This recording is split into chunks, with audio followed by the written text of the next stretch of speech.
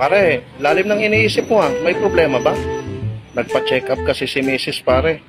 Sabi ng doktor, kambal daw yung pinagbubuntis niya. Oh, anong problema ron? Dapat nga matuwa ka. Kasi dalawa ang pinagbubuntis ng asawa mo.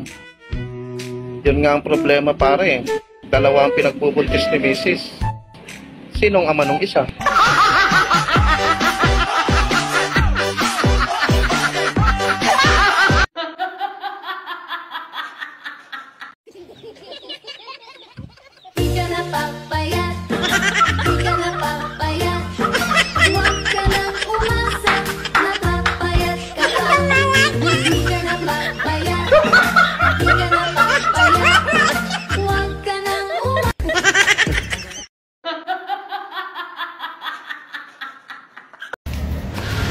Uy pare, saan ang punta mo? May bibili lang ako sa labas, pare. Alam mo na ba yung nakakatakot na balita? Hindi, pare. Bakit ba? Karamihan kasi sa mga gwapo na lumalabas, kinikidnap. At ang mahirap nito, pinapagahasa sila sa mga bakla. O ganun ba? Oo, sandali pare, saan ka na naman pupunta? Di na ako lalabas. Sabi mo nakakatakot na lumabas Bakit? Gwapo ka ba? Ayaw, di ba?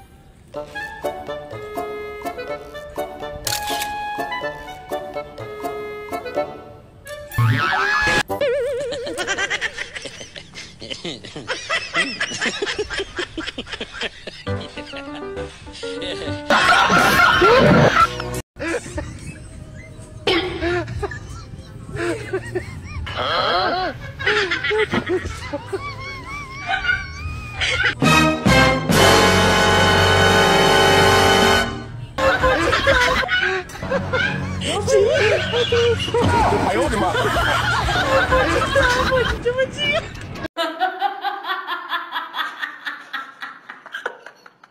Nagtitigan lang kayo? Kumain lang kayo? Nagkape? Nagkamustahan?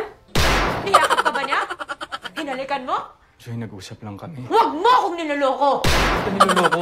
Nagawa mo noon, maggagawa mo ulit ngayon.